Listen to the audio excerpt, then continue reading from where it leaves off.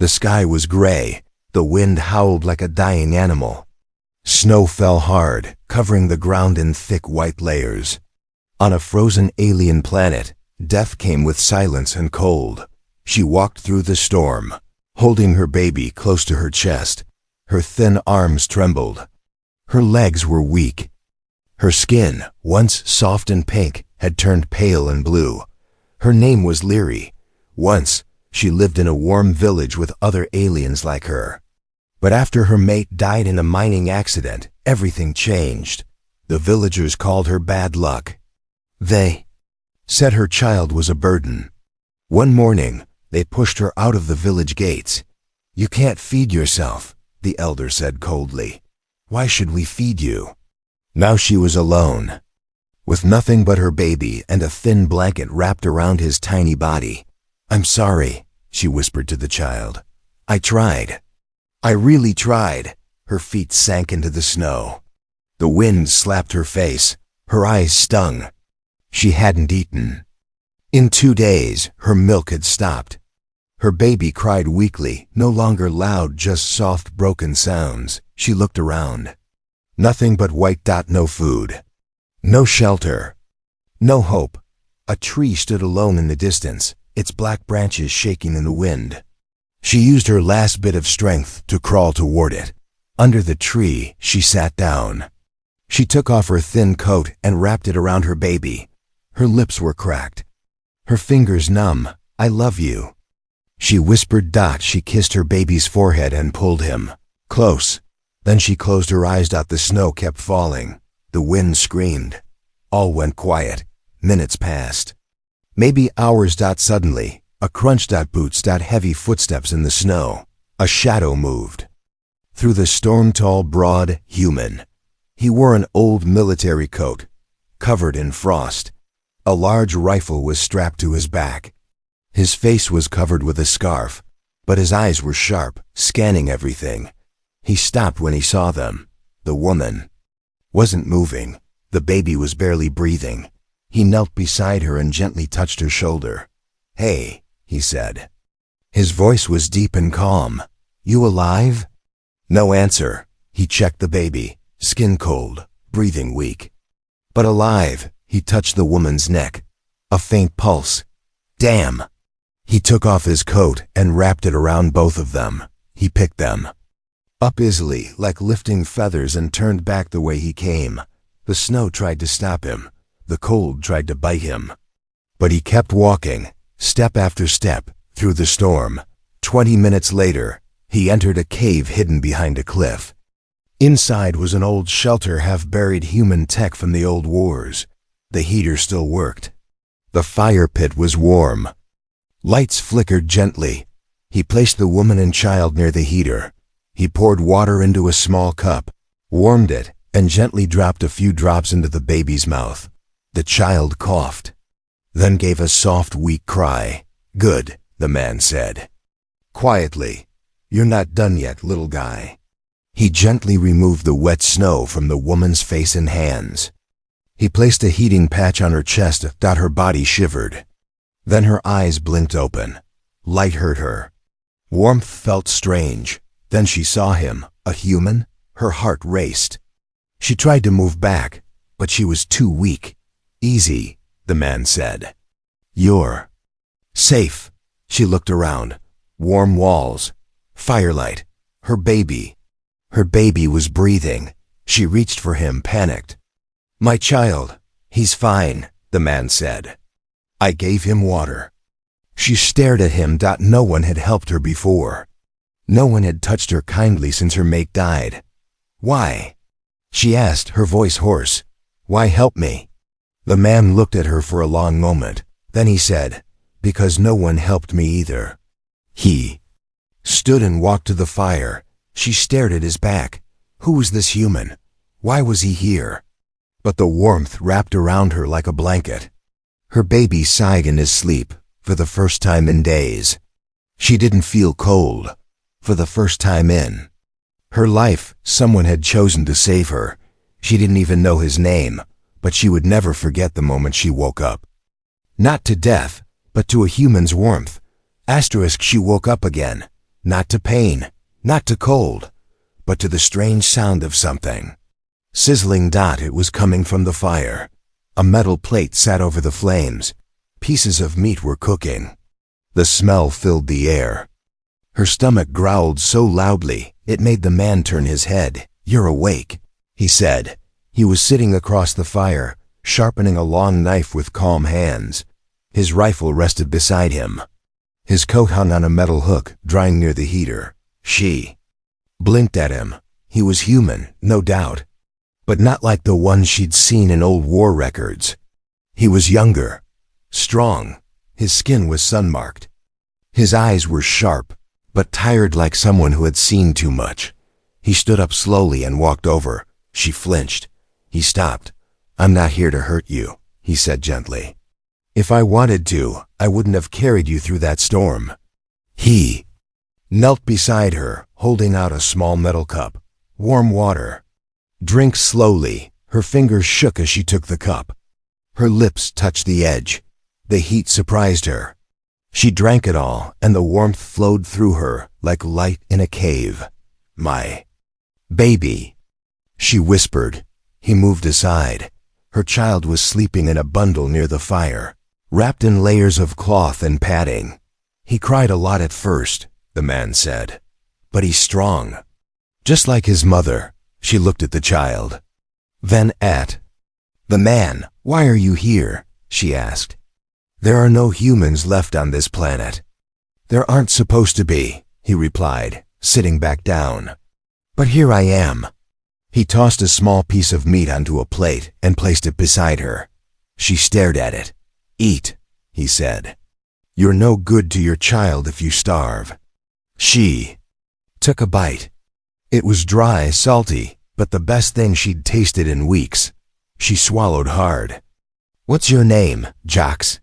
"Leary," she said softly. Jax nodded once. "Nice to meet you, Leary." There was silence for a moment, broken only by the fire's crackle and the baby's soft breathing. "How long were you out there?" he asked. "2 days," she whispered. "Maybe 3. "Why?" "They left me, said I was too weak. A useless widow. One less mouth to feed." Jack said nothing. His eyes darkened. "I've seen that before," he said quietly. "People throwing away those who need help the most." He turned back to the fire, placing another piece of meat over the flame. She studied his movements. Careful, calm, like someone trained to survive. "How are you still alive?" she asked. "Humans left this system after the war." "I was part of a recon team," he said. "We got hit. Everyone else died. I didn't." He didn't sound sad. "Just tired. You stayed here all this time?" He gave a small, humorless smile. "I've got nowhere else to go." Leary looked down at her hands. No one had helped her in so long. But this stranger, this human, had saved her without asking anything. She looked at her baby, then at Jax. "You saved us." "I warned you," he corrected. "You saved your child. You walked through the snow when anyone else would have just laid down and quit." That silence came again.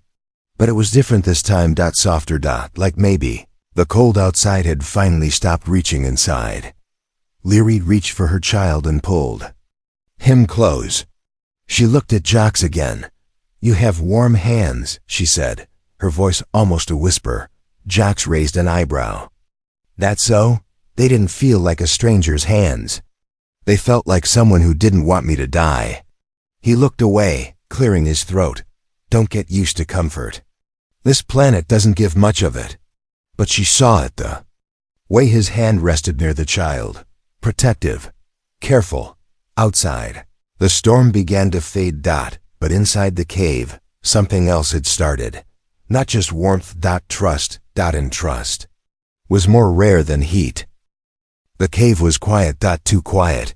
Leary sat near the fire, her baby asleep in her lap. She watched Jax move around the shelter, checking power levels, scanning the cave walls with a small, blinking device. She had stayed quiet all morning, but now she asked, "What are you looking for?" Jax didn't stop. "Signals. From who?" He paused, then turned to her. From anyone who might want you dead. Her heart skipped. Jax walked over, showed her the scanner. This thing picks up old tracking tech. Something pinned last. Night just for a second, Leary blinked. I didn't bring anything. You sure about that? She looked down. Her clothes were old, torn, soaked in ice days ago. But something about the way Jax looked at her serious, alert made her nervous. He grabbed a knife. Hold still. Leary flinched as he crouched beside her. He gently cut open the hem of her sleeve. Inside, hidden between layers of fabric, was a tiny blinking chip. Her breath caught. They put a tracker on me, she whispered. Jax stood, eyes sharp. Bats. Why I found you so fast, and why others might be coming now. He crushed the chip under his boot. The light went dark. Someone didn't want you to die quietly, he muttered. They wanted to watch. Leary held her baby tighter. But why? I'm nobody. No, Jax said. You're a problem. A problem they left out in the cold. But who didn't die like they expected? She didn't know what scared her more, the chip, or how calmly Jax had reacted. Like this wasn't the first time he had found betrayal hiding in someone's clothes. Do you think they'll come? She asked. Jax didn't answer. He walked to a metal crate, opened it, and pulled out a long energy rifle. It was old, scratched, but still dangerous. They'll come, he said. Not for you, not really, for control. He tossed her a small silver blade. She caught it awkwardly. I don't know how to fight. You'll learn, he said. Fast, she looked at the knife. Her hands shook. The idea of hurting anyone. It scared her, but then she looked at her baby, and she remembered the snow. The silence. The way they left her to freeze like trash. Maybe it was time to be scared and strong. Teach me, she said. Jax nodded once. We start now. Later that night, when the baby was asleep, Jax showed her how to hold the blade, how to move, how to defend. You're not trying to win a fight, he said. You're trying to stay alive long enough to run. But what if I can't run? She asked. He looked at her hard. Then you make sure your child can. She understood. They trained in silence. The fire flickered low. She wasn't fast. She wasn't strong. But she didn't stop. By the time they finished, her arms were sore. Her body was shaking, but her eyes were steady. You're not nobody, Jax said finally. You're a survivor. That makes you dangerous to them. Who's them? She asked. Jax didn't say. He just looked toward the cave entrance, like he expected someone to be there already. She followed his gaze. Outside, the wind had stopped. The sky was black and full of stars. Beautiful, still, but behind that stillness, she felt something watching. She walked back to her baby and sat down beside him. They left me to die, she thought. They thought I was weak. They thought I'd freeze, but I didn't. I woke up. I found fire. I found a human. She looked at the knife in her hand, and I'm not dying without a fight. Asterisk. The fire crackled softly in the cave, but Jax didn't sleep. He sat near the entrance, watching the shadows move outside. Leary lay beside her baby, pretending to sleep, but she was watching him. Even in rest, Jax looked like a soldier ready for war. Suddenly, he stood up. Something had changed. His hand went to his rifle. What is it? She asked, sitting up quickly. He didn't speak. Just raised a finger. Quiet. He stepped outside the cave, slowly, carefully. Leary rushed to her child, clutching the baby tight, heart pounding. Jax walked into the snow. The storm had stopped. The air was still, too still. Then he saw it, a small black dot in the white snow, round, buzzing. A drone. It hovered low, scanning the cave entrance. Red lights blinked like angry eyes. Jax raised his rifle and fired once. No hesitation. The drone exploded in the air with a sharp crack, smoke rising into the dark sky. Leary gasped from inside. Jax turned and came back fast. His face was tight, jaw clenched. They found us. Who? She asked, fear gripping her chest. Your village, or worse. He tossed a small bag at her feet. Pack. Anything important. We moved before sunrise. She stood there frozen. He looked her in the eyes. They know you're alive now. And they're not coming to forgive you. They moved through the snow, silent, fast out. Jax led the way, scanning the area with his tracker. Leary followed, carrying the baby tight in a sling across her chest. Behind them, the sky glowed red. For a second something was burning. She turned back. The cave. He had set it on fire. They'll find nothing, he said. But that was our home. No, he said. That was a stop, not the end. They reached a new hiding spot, a deep hole in the rocks with an old metal door, half covered in ice. Jax forced it open. Inside was darkness, dust, old crates. Military storage unit, he said. Abandoned. He turned on a small light from his wrist device. The place lit up, revealing metal walls, broken supplies, and faded human markings. Leary placed her child on a crate and sat beside him, her breath heavy. Why do they hate me so much? She asked. Because you survived. She looked at him. People in power hate when the weak stand back up, Jax said. He opened a panel and activated a heating coil. Warmth began to fill the small space. Leary pulled the blanket tighter around her baby. Jax knelt and placed a small sensor near the door. It blinked blue. If anyone comes within a mile, I'll know, he said. Leary stared at him. You talk like this has happened before. It has, he said simply. To others, to me. He sat down across from her, silent for a long time.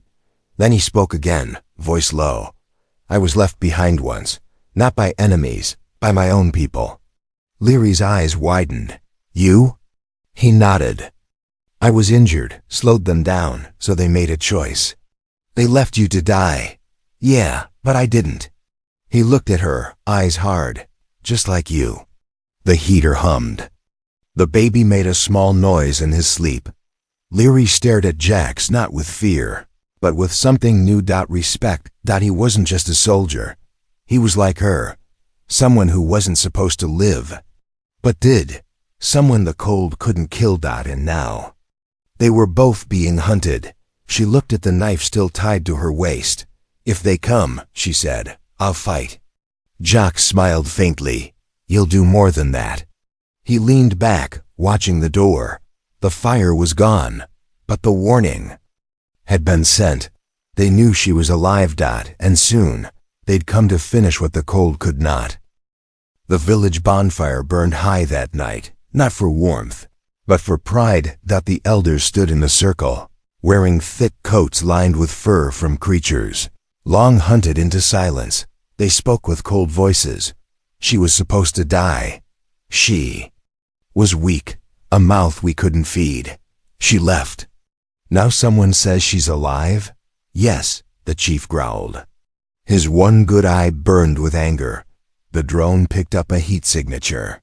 A human is with her. A human? They all looked at each other. Fear flickered in their eyes, but only for a second.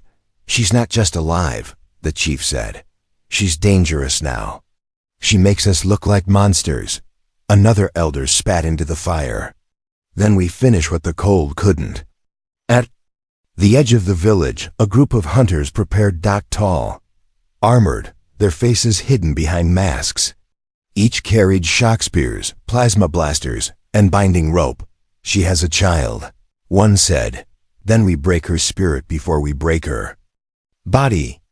Another replied. They mounted cold runners, four-legged beasts bred for storm chasing, and rode into the night.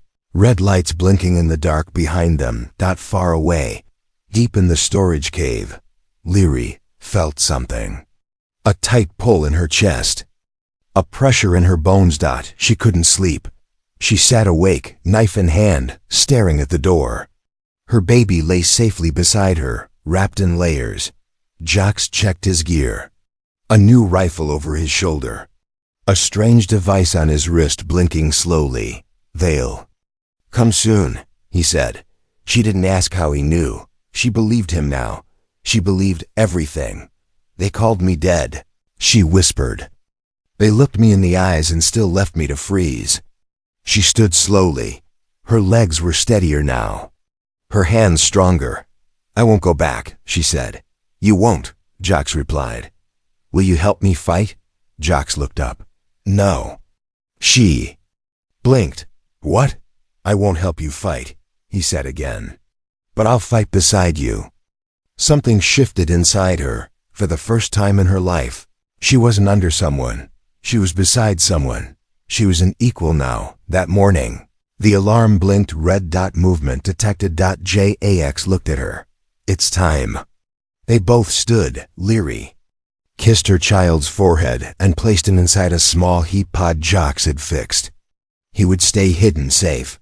She strapped the knife tight to her side. Jax handed her a small blaster. Not much power, he said. But it'll burn through. Armor at close range.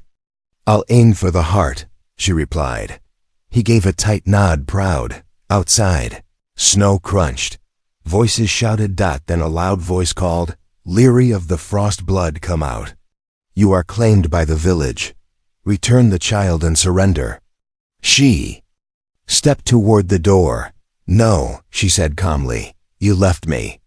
Now you don't get to claim me. Jacques opened the metal hatch. Light poured in. The cold hit her face like a slap, but this time, it didn't make her flinch. She walked out. Behind her, Jacques followed. In front of them, 6 hunters stood in a line.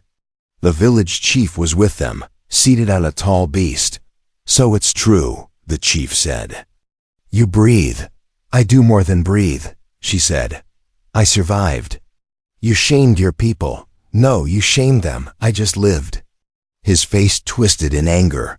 Take the child, kill the human. Leary didn't wait. She raised a blaster and fired. The first shot hit a hunter's leg. Armor melted. The leg gave out. Jacques moved fast, his rifle booming like thunder.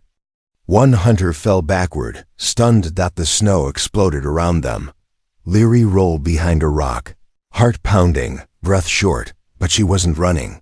Not this time. The village had called her dead, but now they would learn what a dead woman could do. The snow was red. Smoke curled into the sky. Screams echoed across the frozen ground. Lir crouched low behind a broken stone ridge, her hands shaking, but not from fear this time, from fire, from fight. From choice. She had fired again. And again. One of the village hunters lay on the ground behind her, burned, stunned, breathing, but unable to stand. She didn't look at him. She was looking at Jacques. He stood like a wall in front of her, firing calmly, moving with sharp soldier steps. His rifle sang with power, cutting through snow and ice.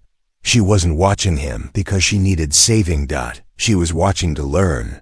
Then she heard footsteps rushing behind her. She spun. Another hunter, taller than the others. A blade drawn. He lunged. She ducked, slashed low with her knife. Missed. He kicked her back hard. Her body hit the ice. Pain shot through her side, but she didn't scream.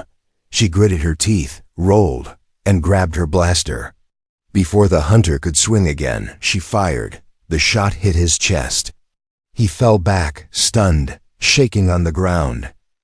She stood, coughing, her legs weak, but she was still standing. Jacques ran to her side. You okay? She nodded, wiping blood from her lip. I've got your back, she said. He looked at her, surprised. Then he smiled. The chief growled from his beast.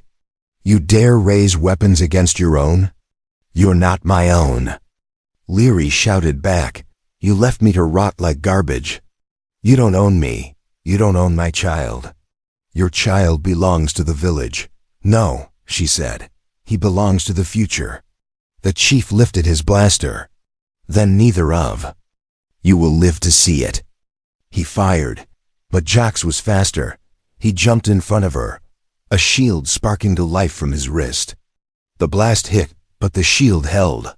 Leary dropped low, aimed carefully, and fired straight at the chief's beast. The creature roared and reared up. The chief tumbled off into the snow. She ran forward. So did Jax. 2 more hunters blocked their path. Jax took one down with a brutal swing of his rifle stock. Leary tackled the other. Stabbing deep into the weak point of the armor, the hunter gasped and fell. Silence hit the field like a punch. Only the wind spoke. The village warriors, the ones still standing, dropped their weapons. One of them stepped forward. "I don't follow cowards," he said, pointing at the chief still crawling in the snow. "And I don't fight mothers who protect their young." He looked at Iri, then bowed his head. "She's not dead," he said. "She's alive. And she's stronger than any of us." Leary stood in the snow, breathing hard. Her baby still safe. Jax beside her, bloodied, but alive. She looked at the battlefield, the fallen, the silence. This wasn't just a fight, it was a change. She wasn't the woman they threw out. She was someone new. Someone who could fight beside a human.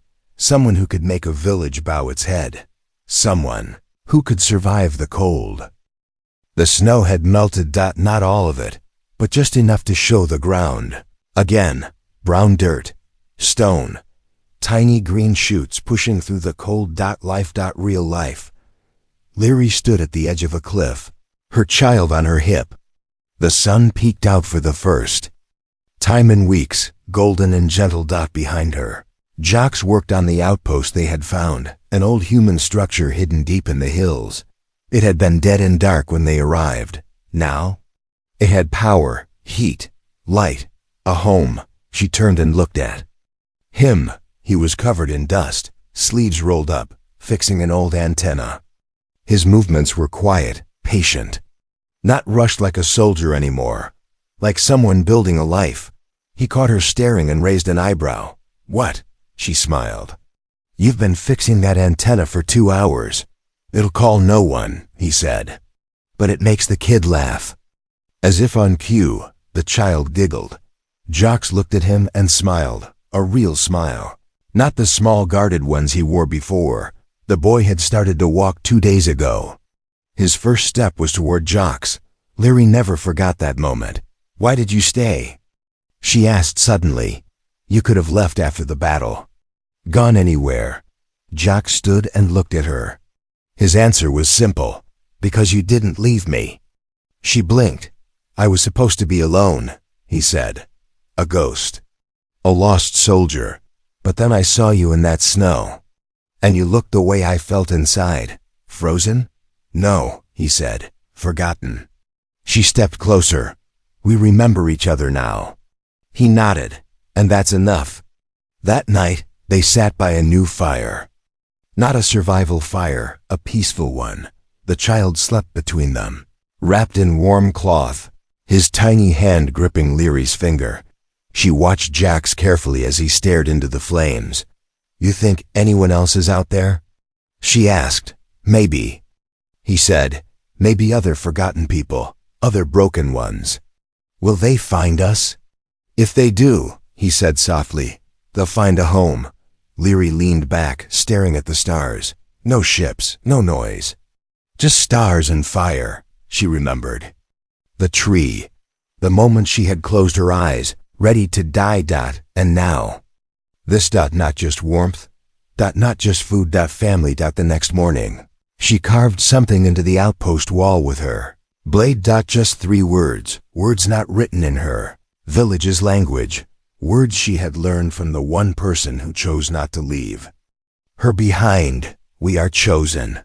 And under it, a small drawing of a child, a woman, and a man with warm hands holding them both.